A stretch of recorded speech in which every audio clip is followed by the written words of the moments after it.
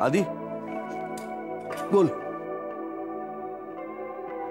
मला कळलं तू काल येऊन गेलास ते. सॉरी बाबा, मी काल तुम्हाला नाही भेटू शकलो.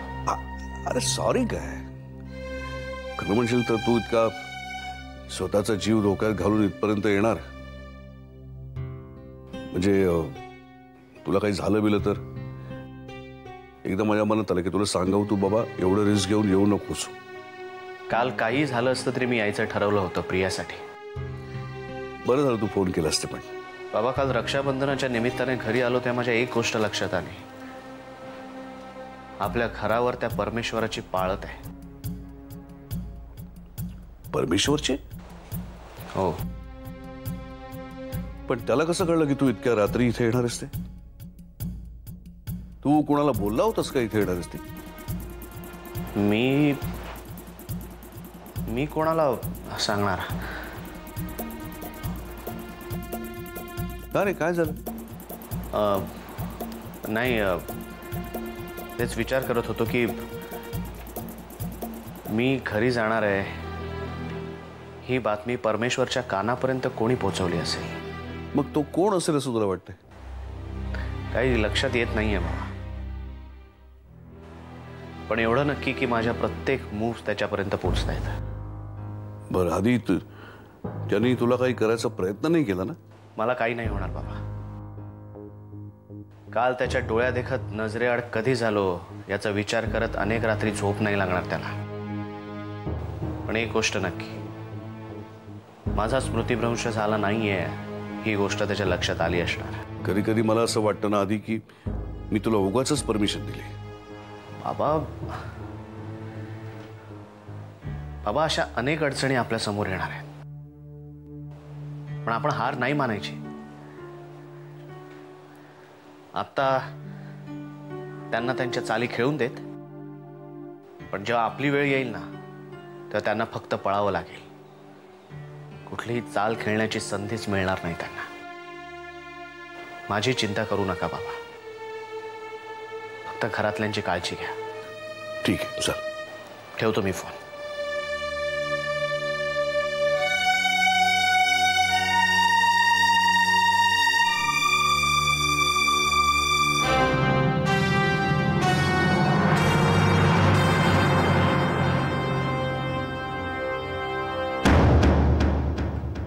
बोला डॉक्टर जोशी. डॉक्टर सामंत, मध्यंतरी यशवंतराव सरंजामी माझ्या घरी आले होते. काय म्हणाले? त्यांनी माझ्याकडे जी काही मागणी केली ती अजिबात रास्त नव्हती.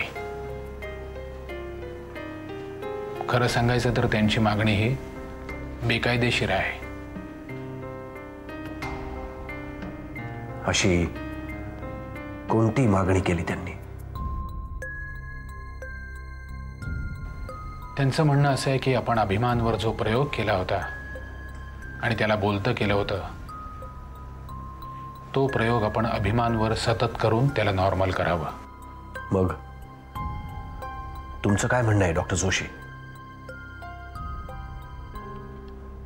ते शक्य नाही डॉक्टर सामंत. यशवंतराव सरंजामी यांची मानसिक अवस्था मी समजू शकतो, परंतु फक्त भावनेच्या आहारी जाऊन कुठलाही निर्णय घेणं कितपत योग्य आहे? उद्या समजा मी होकार दिला तर कदाचित मी स्वतः अडचणीत येऊ शकतो. का? डॉक्टर सामंत, लक्ष देऊ नये का? ज्यावेळी आपण ही ट्रीटमेंट सुरू केली त्यावेळी या ट्रीटमेंटची कायदेशीर जबाबदारी घेणारं कोणीतरी तिथे होतं. आज अशी कायदेशीर जबाबदारी घेणारं कोणीही तिथे नाही. उद्या समजा मी ट्रीटमेंट सुरू केली आणि दुर्दैवाने आपल्याला हवे तसे रिझल्ट्स मिळालेच नाहीत किंवा काही विपरीत घडलं तर आपण काय करायचं? तुम्ही जे बोलताय ते मला पटतंय डॉक्टर जोशी, पण माझ्या काही प्रश्नांची उत्तरं द्याल तुम्ही? बोला. डॉक्टर जोशी, जनरली आपण आपली विद्या, आपलं नॉलेज कशासाठी वापरतो? ऑब्व्हियसली लोकांच्या हितासाठी. करेक्ट. मग त्या दृष्टीने या केसचा विचार केला तर? एक मिनिट डॉक्टर सामंत, एक महत्वाची गोष्ट तुमच्या लक्षात येत नाही आहे. इतर केसेस आणि ही केस यामध्ये एक फरक आहे. इतर केसेसमध्ये आपण ज्याच्यावर ट्रीटमेंट करतो तो नॉर्मल माणूस असतो, परंतु या केसमध्ये आपण ज्याच्यावर ट्रीटमेंट करणार आहोत तो एक आरोपी आहे. त्याच्यावर एका दखलपात्र गुन्ह्याचा आरोप आहे. डॉक्टर जोशी, आरोपी हा रोगी असू शकत नाही, त्याला ट्रीटमेंटची गरज भासू शकत नाही. तो कोणीही असला तरी आपल्यासाठी तो सगळ्यात आधी एक पेशंट असतो असं मला वाटतं. मान्य आहे, तुमचं म्हणणं मला 100% मान्य आहे. परंतु काय माहिती आहे का, यशवंतराव सरंजामे यांना झाडही आजच लावायचं आहे आणि त्याचं फळ सुद्धा आजच हवंय. ते शक्य नाही आहे ना. ओके, पण अदरवाईज तुमचा होकार आहे तर? नाही नाही डॉक्टर सामंत, मी अजून कशालाही हो म्हटलेलं नाही आहे.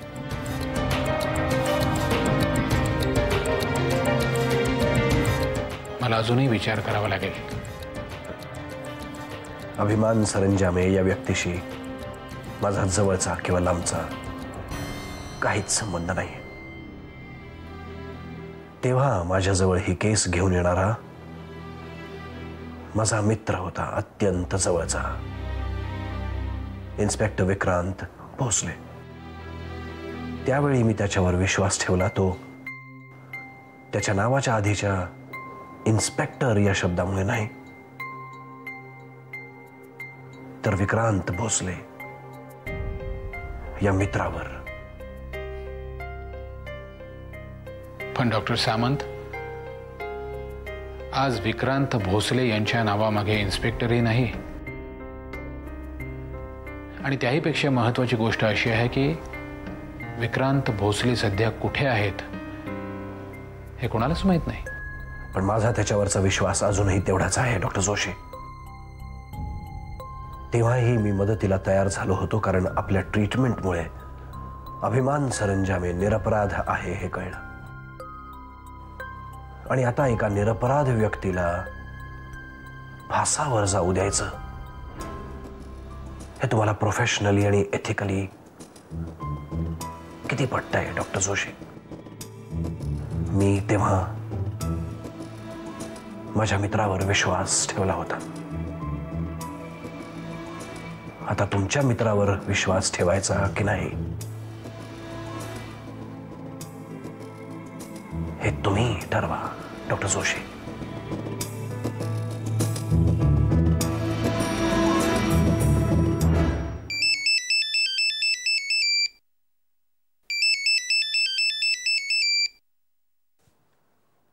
बोला दे. भाई, परमेश्वरने मला पाहिलंय. कुठं? आपल्या घराजवळ. काल मी रक्षाबंधनासाठी घरी गेलो होतो तेव्हा. अरे पण त्याला कसं कळलं तू घरी येणार आहेस ते? तेच कळत नाहीये. कळेल कळेल. भाई, या परमेश्वरचं काहीतरी करायला हवं. आधी त्यानं पाठलाग केला का तुझा? तू कुठं असतोस हे कळलंय का त्याला? का? नाही, तसं असेल ना तर सावध राहायला हवं त्याच्यापासून. माग काढण्यात पटाईत आहे आणि सहसा त्याचे अंदाज चुकत नाहीत. तो कुठं आहे त्याचा शोध घ्यायलाच हवा. आधी आता तुला शोधायसाठी जीवाचं रान करेल तो. म्हणजे तो? अरे आधी थांब, लगेच निष्कर्षापर्यंत पोहोचू नकोस. मला काही प्रयत्न करू देत ना. आणि बघ, मी सांगेपर्यंत तू आहेस तिथून बाहेर पडू नकोस. ओके. मी राहीन तुझ्या कॉन्टॅक्टमध्ये. हां, काळजी घे. Take care. Bye bye.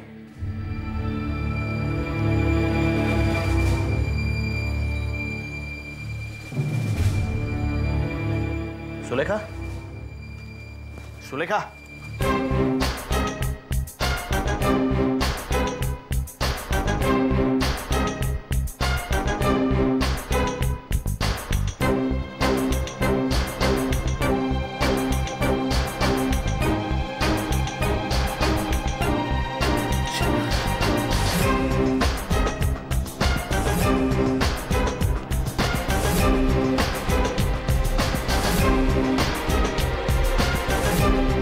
कुठे आहेस तू?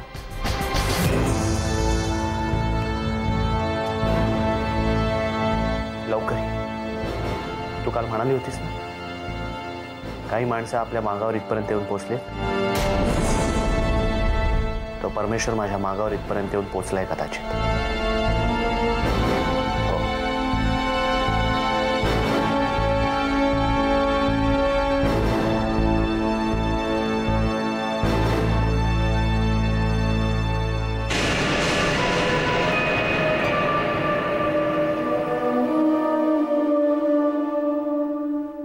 या परमेश्वर, या या, क्या बात है, क्या बात है.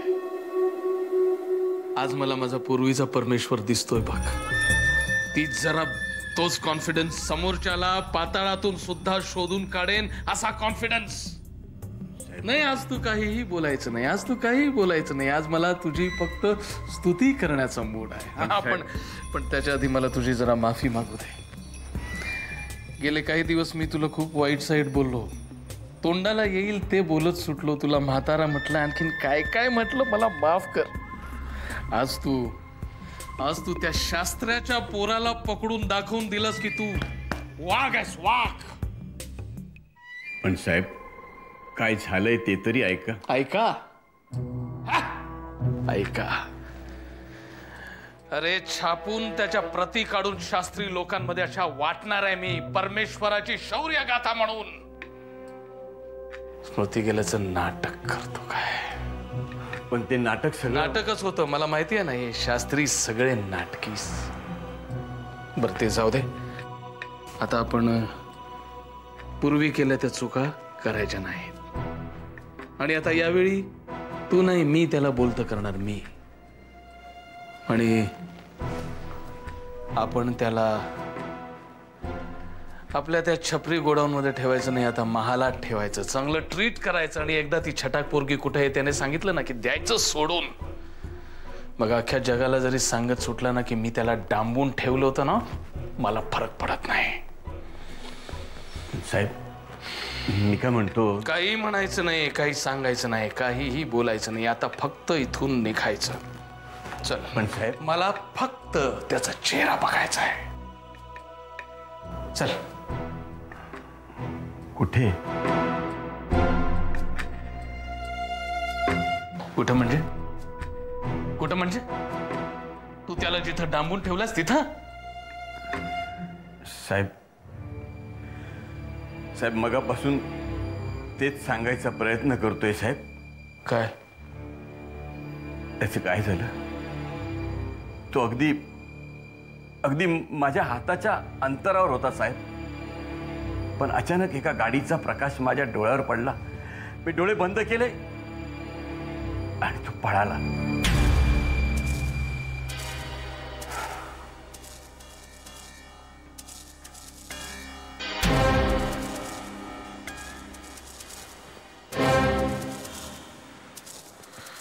साहेब,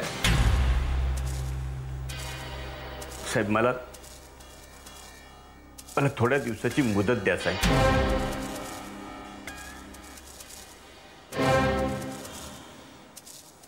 परमेश्वर, निघ तू. आणि आता तेव्हाच माझ्या समोर यायचं ज्या दिवशी तू त्याला पकडू शकशील. नाहीतर इथं यायचे कष्ट करू नकोस. ही आपली शेवटची भेट. साहेब, निघ.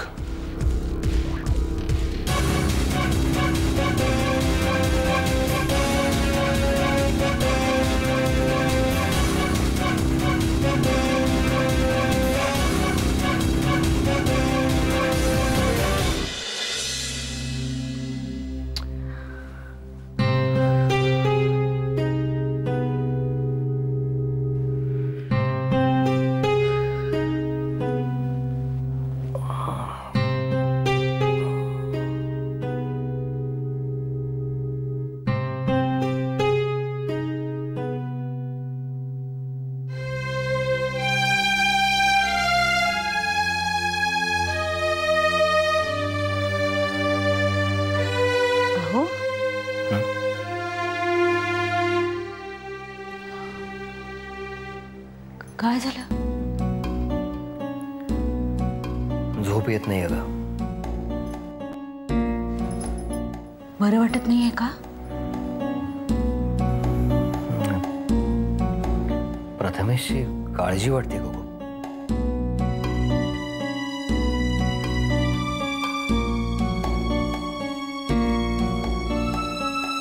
काय झालं?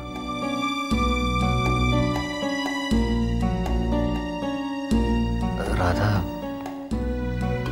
मी आणि प्रथमेश घरी येत होतो ना, तेव्हा प्रथमेश अचानक एके ठिकाणी थांबला.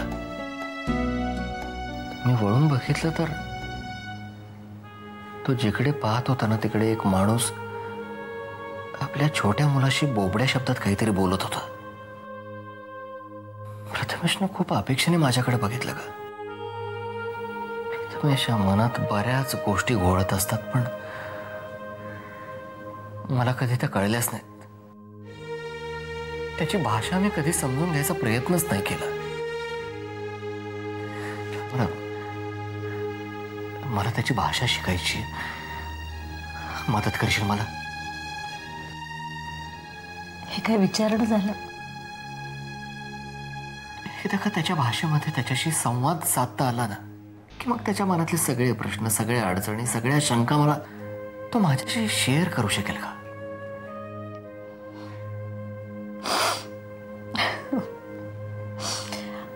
मला तर आत्तापासूनच दिसायला लागलं तुम्ही दोघं बसून छान छान गप्पा मारताय.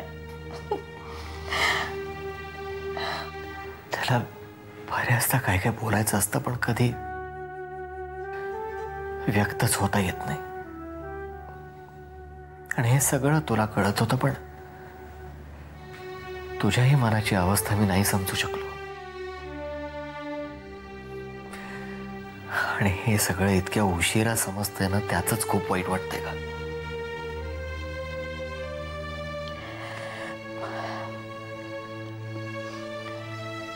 एक नवरा म्हणून मला कायम तुमचा आधार होता,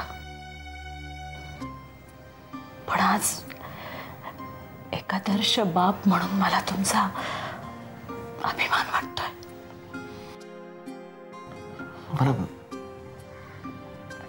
मला प्रथमेशचा खूप जवळचा मित्र व्हायचंय का? वडील म्हणून भीती बघायची नाहीये मला त्याच्या डोळ्यामध्ये. एक मित्रत्वाचं नातं हवंय मला आमच्या दोघात. बनू शकेल ना ग मी त्याचा मित्र? 100%